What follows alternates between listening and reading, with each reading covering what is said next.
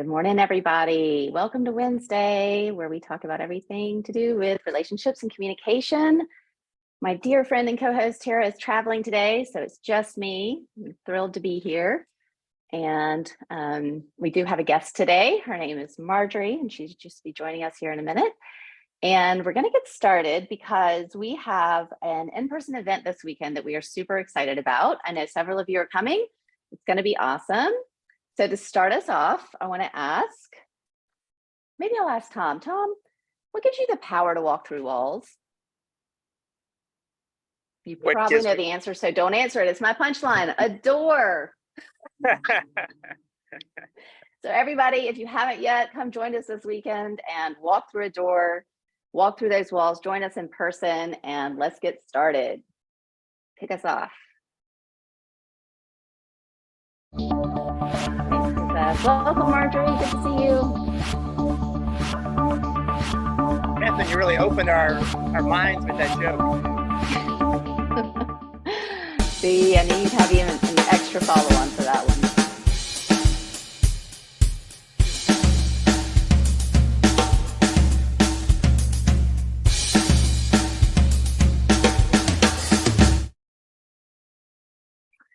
Okay, welcome everybody. Welcome to the Daily Huddle. I'm super excited for our guests today, for the topic, and to see all of your lovely faces. And as we always do, we're going to start with a few questions. I'm going to start with the beautiful Andrea. I haven't seen you in a while. Andrea, where are you and what are you grateful for? I am right where I need to be, which is right here. And what am I grateful for this morning? I'm grateful for family. Ooh, I love that. Which is family of people who are given to us and others who we choose to include this family. So I love that. Just feeling into that. I love that. Thank you, Andrea. And Stan, I would love to know how you are and who you're going to hug today. I am reflective. I'm thinking about, things. Okay. And I'm gonna hug my mommy today because I'm gonna go visit my mommy. I love it. Thank you. It's wonderful. It's such a great we've got family, mom, all of that. It's going to really feed into our conversation today. Thanks, Dan. You're welcome. And I'm going to ask the Tom Montgomery, what time is it? I feel like you can tell us that. Well, Kath and I just checked aboard the base, and the answer time is now. The only time. Yes. Wherever you are, the time is now, and wherever you are here. So without further ado, we're going to dive in. We have Marjory with us today, and our question is, are you truly treasuring the moments that you have with the people you love? And before we dive in, let me tell you a little bit about Marjory Sheba. She's a successful mother, business owner, international speaker, and award-winning author who empowers people, promotes conscious awareness, and inspires transformation. And I can attest to that just through a short conversation I had with her. And she recently released a book called Advice to My Daughter. And it's Advice to My Daughter, 99 Lessons on Love, Life, Success, and Society. It's a heartfelt collection of wisdom and guidance passed down from a devoted mother to her beloved daughter. Through intimate conversations and shared experiences, the book explores a wide range of topics from relationships and career choices to societal expectations and finding balance in between. Her deep love and genuine desire to empower her daughter and others like her shine through each carefully crafted lesson. And we're going to dive into that today and even get into some of the lessons. Welcome, Marjory. Thank you so much. Thank you, Catherine. Thank you, Stan and Treya, and everybody watching. It's such a pleasure to be with you. Thank you. Yes. So we met just recently, actually. Sorrel introduced us, and then we had a brief conversation, which honestly was really inspiring for me, and very short. And I want to just start, because you have such a presence, I want to start with what led you to write this book? I love that question, and thank you for asking it. And I love the question you asked the group this morning as well. I think for me, my answer would have been connection, people connection. That's a huge thing I'm always grateful for. What led me to write the book is a situation that's very dear to me. I was newly divorced and I had moved into a whole different town with my daughter. I got to spend a lot of time with her because I was very protective, as most of us as mothers are. Did not allow her to get on the bus. I made sure I picked her up, brought her back home, because it was still a strange community. I had to advise her on many things on going forward because I was concerned that there were things that I did not learn as a young woman, that I was not taught, that I was not given. And as an only child, I wanted to assure that she had as much armoring as possible to face this world that can be so very cold. And so we would engage in many mother-daughter conversations on every topic, Catherine, you can imagine, particularly in the future. Because I always thought that I have no guarantees that I will always be around. And I always had to imagine scenarios like, if I don't pick her up from school, there was no family or anyone around. And so for a good 4 hours, to over 250 miles, right? We would talk about many things that involved what would happen in this case. How would you handle a breakup? How would you handle maybe a breakup after an engagement or the rejection of the ideal job that wow. And so these were the conversations we had. And eventually she was 13 when we had that particular conversation. And she said, Mom, you should put it in a book for me, because by then I had already published other books. And she said, I really hope you would put this in a book for me because I'm not sure I'll remember everything. And it took me 4 years from that conversation to really delve in and start to really focus on what I thought were the most important lessons I would want to leave with her. Oh my gosh. Yeah, that's beautiful. I'm curious, these are for your daughter, but it's not even in what you and I talked about. There's so much more there. What do you hope that people who read the book take away? I hope that anyone who reads the book, that they see themselves in situations and scenarios that they can also rise above from, right? And which is why we adapted it for not just daughters, parents as well, who are raising daughters, individuals who are perhaps at a crossroad, looking to make some very strong life decisions.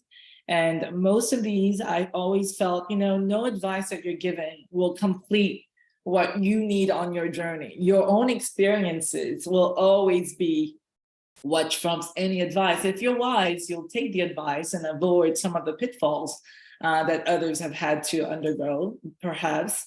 But your own experiences are always, always important to combine with the advice of others. So I'm hoping that anyone who reads this book, that it empowers them first and foremost. We have to be ourselves empowered, and that it allows them to be more there in a more solid way for the ones who look up to them, who depend on them, who go to them for advice, because sometimes we are not in the right mind frame to give advice. And sometimes we can give great advice and we don't take them for ourselves.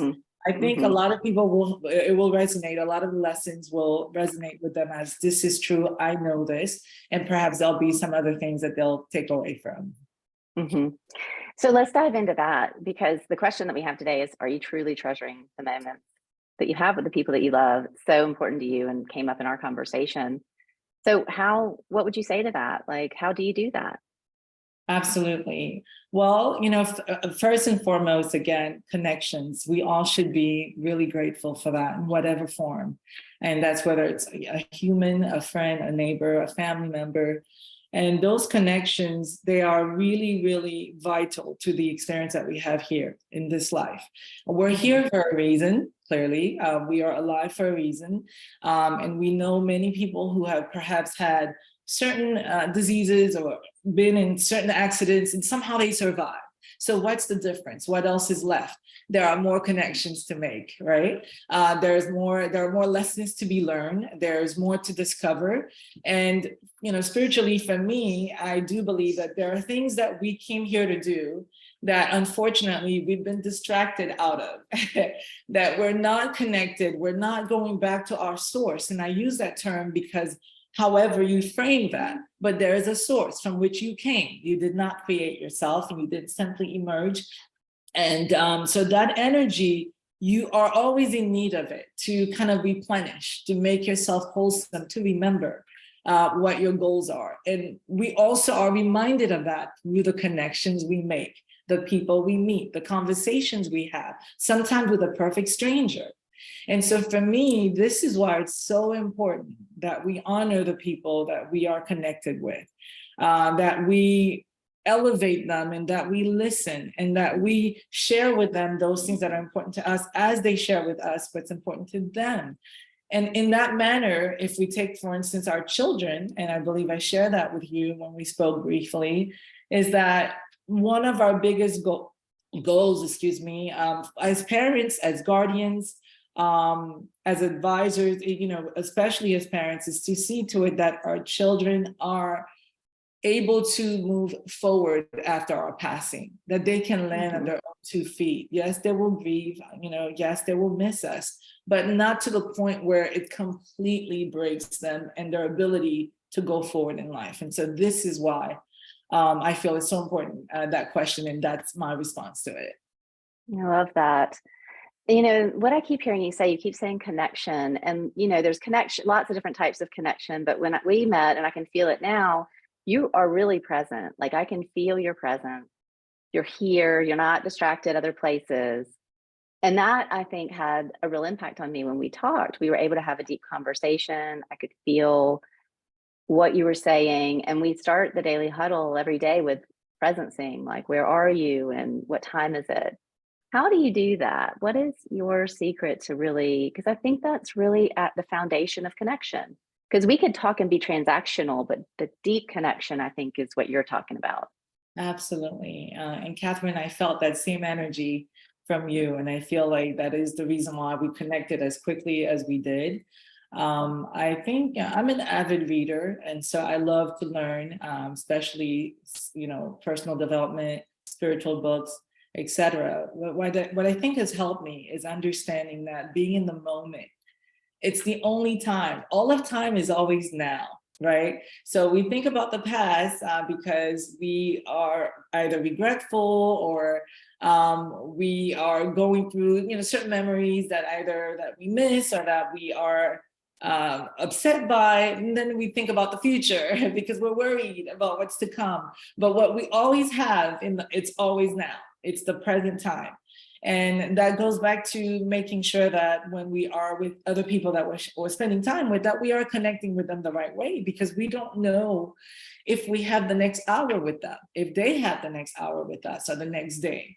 And so to me, being present, there are some exercises, spending time alone, spending time in nature, being in a stillness where you can kind of allow no noise except the thoughts that need to come to you. And being grateful, Catherine, really, really being grateful. And I know this is probably said all the time and it seems overrated, but it's not. Gratitude can come in such small ways in every little instance, because there's so much to always be grateful for. It could be even something that did not happen to you, something you observed, right? And so you're in the moment, let's say you're at the bus stop and you can observe, an elderly woman being accompanied by a young man with an umbrella because it's raining. And it's just random, but it's a beautiful human moment. And so you can be grateful for that and you can bless that in your thoughts, right? And I believe that these little actions are what have helped me to be a lot more present, a lot more conscious and connected in the process. That's beautifully said. It's such a good reminder, because you're right, it is out there a lot, but to be reminded, and you're talking about these really small ways. I don't have to be grateful for something huge. It's every moment is a gift, and there are ways in which we can find Absolutely gratitude.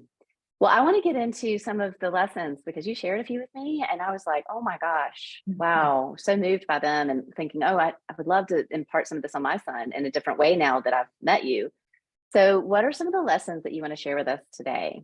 Absolutely. So in my book, Advice to My Daughter, and it's a very thick book, there are 236 pages.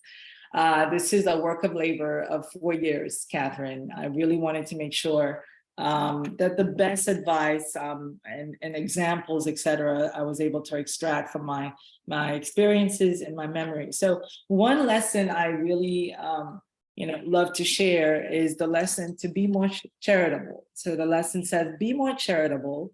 There isn't someone you wouldn't love if you knew their whole story.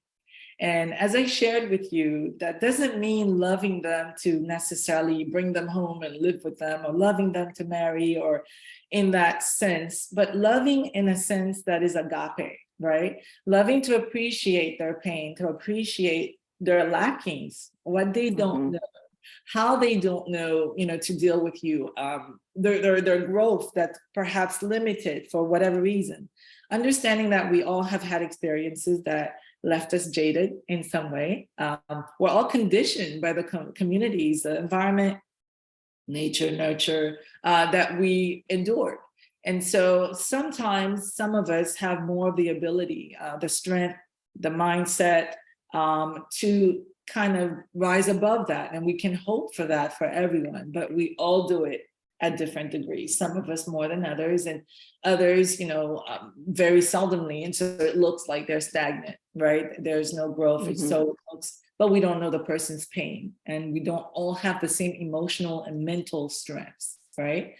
And so for me, understanding that, and that's it takes a lot of I guess compassion and discipline to know, okay, this is where that person is. I will know to limit certain interactions, to not allow that pain, to break into my shield and cause me, heartache and pain. However, I do not have to be dismissive, rude.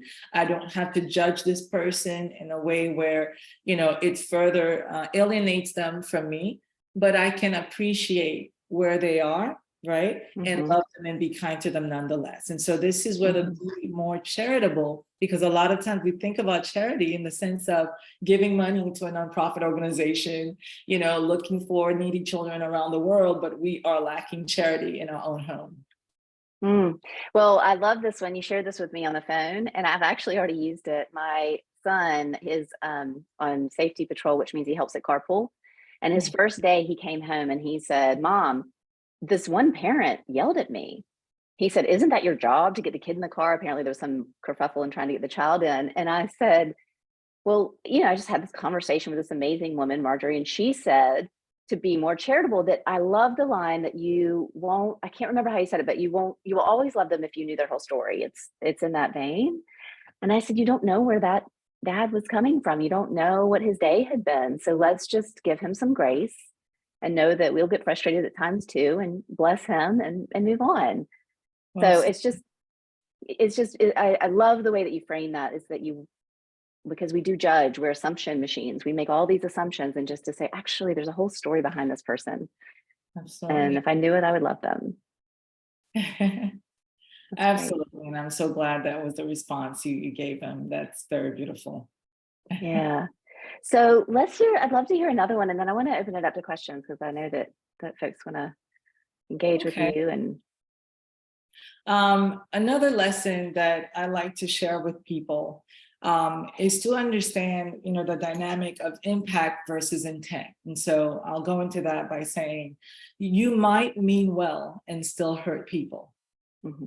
So in a way, it's kind of the other perspective of being more charitable. The point is, and the issue is, when we hurt other people, what we tend to do is say, well, that's their problem. That's how they took it, right? I didn't mean it this way. And if he takes it that way, if she takes it that way, that's on her.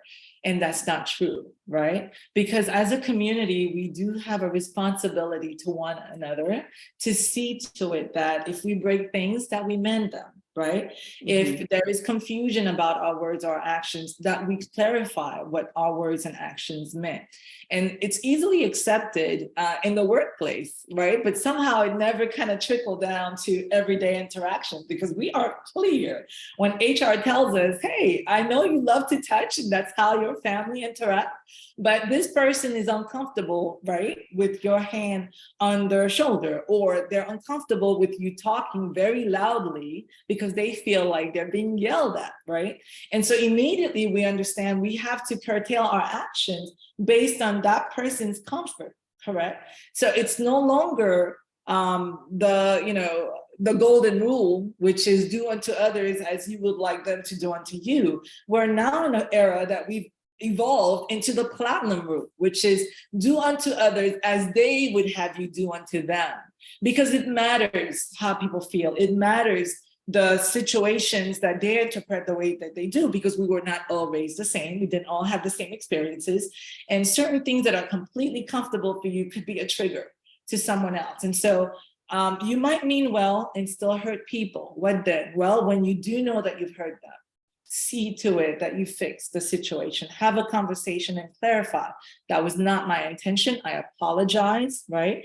And then build from there. And so that is a lesson I expand on in the book. And it's one I feel is really, really important, especially for teens or even college students and even grown adults altogether. It's a lesson I feel a lot of us may have missed growing up, and it causes so much more conflict than need to be.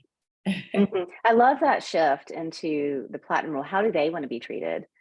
Because it really is, we are in such a diverse world now that everyone's experience is different. And so if I just look through it through my lens, I'm missing so much of the nuance and so much of the ability to really connect with another person.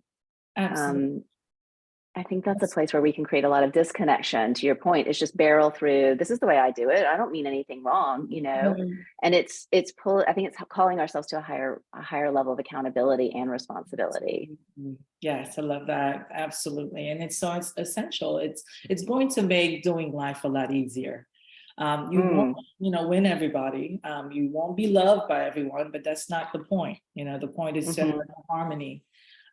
Where you work, where you live, etc. Yeah, and I love that clarity, because I think clarity is kindness. There's so much, in the assumptions that we make, and if we just clear things up and say, hey, this is, and then have that conversation, that's where deep connection really can happen. Absolutely, and I love that you use the word clarity, because it's honoring the other person, right? Their thoughts, their understandings, their experiences. It's saying, I see you. And it's why it's so important that we kind of, we honor the connections that we make. We've got to learn people, observe people, and not be so caught up in whatever our thoughts are, our prejudgments are. And that's actually another lesson that I do say, do judge a book by its cover, but be sure to read its contents, right? Because always, it's automatic, Catherine. You see something, it's going to remind you of, oh, that looks like that guy, that was so rude to us, or this girl reminds me of my niece. And we have a warm feeling towards that person, and we've not even had any kind of interaction with them. Or it could be, any situation. You're going to see a book cover, let's say, or you'll see a house on the exterior and think, that looks like such an outdated home. And then you go inside, it's a completely different thing. And so my thing is that, those aspects of our judging, factors are actually there to protect us. They're actually there to assure that we are kept out of danger, because it's still very primitive in us to know this is fire. I can't touch that, right? We learn lessons, we retain those lessons. However, our duty, just as you just said, is to gain clarity about that person, is to learn beyond the exterior and be sure that we are kind of assessing the whole story and not just one angle of it. Yes. Yeah, I love that. And I see some hands up. Rashida, you had your hand up, I think. Are you still? Yeah, there she is. Good morning. Good morning. Thank you so much, Catherine. And so I tell you, as a guest that you are here sharing space with us, thank you so much for accepting the invitation. I am so happy to be here, because I'm experiencing something with my granddaughter. I have a 10-year-old granddaughter spending summer with me in the country.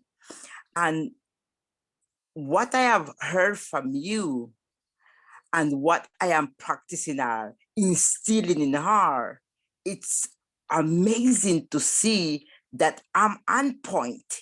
And why is because when she came to spend 10 days with me, now she's going into 17 days.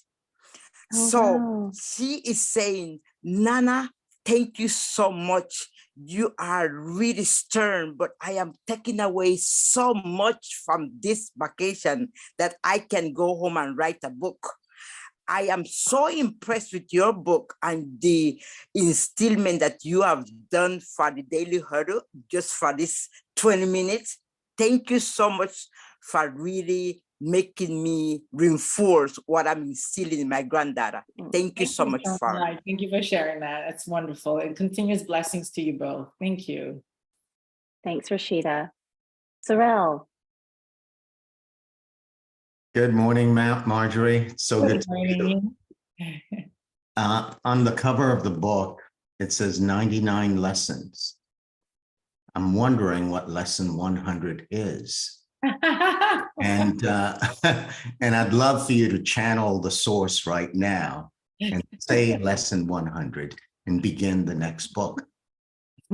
No, I so love your mind is definitely on the right track. You're absolutely right. That's a surprise to come. We're looking at 3 years from now, there will be the 100th lesson in a book on its own. So thank you for that. And I will not say what it will be because I'd like to believe that I still have more to learn and more experiences to have. And so I might surprise myself to see what else I learn and share that instead. All right. Well, in that case, I'm asking for lesson 99.5. Okay. Well, I'll tell you what lesson 99 is. So lesson 99 is play nice. And I wanted to wrap up the book with that. The world is very small. It's a very small town. Eventually, you meet everyone you helped or hurt a second time around. And so it's just keeping that in perspective that our actions follow us, our deeds follow us, and worse, they follow our children. They follow those we love, and based on how we lived and what we did, we can either be a reference for good or a reference for, something bad. I hope you don't become like your mother, right?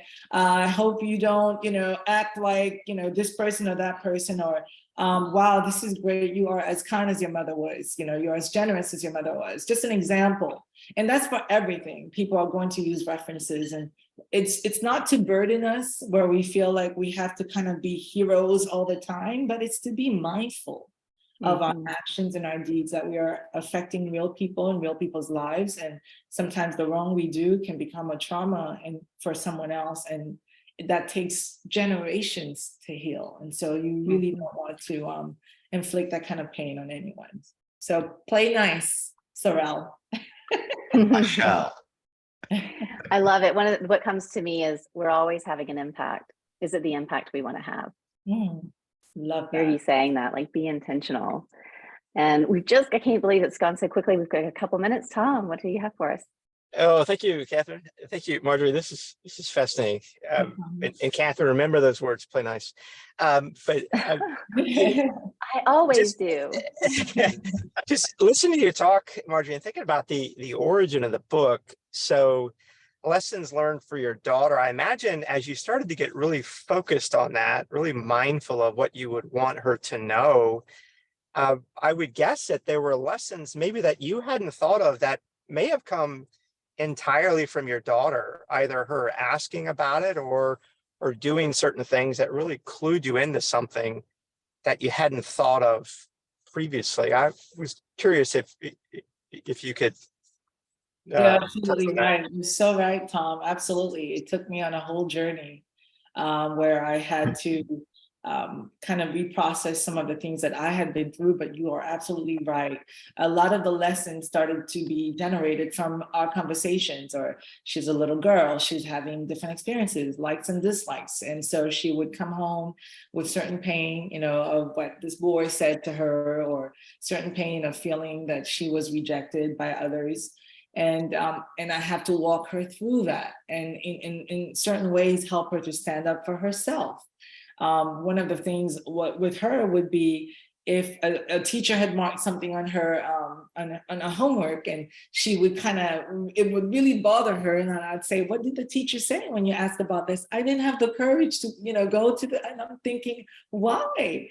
You know, she would tell me, you know, how she was just being a little girl, and I had to kind of help her walk through the process of, we can communicate if you have a question or concern that's not being confrontational, that's not being disrespectful, and allow her to learn that and be able to do that on her own. Because me coming to a classroom and inquiring about something, it elevates the situation. And so she learned that. And so to your point, Tom, yes, there were many questions that were formulated around scenarios I was actually experiencing in the present with her, and also around questions and stories that she was sharing with me, that I realized, okay, I need to expand on this. How do I draw a lesson from this for her to be able to read down the line whenever she would need? So thank you for that. Absolutely.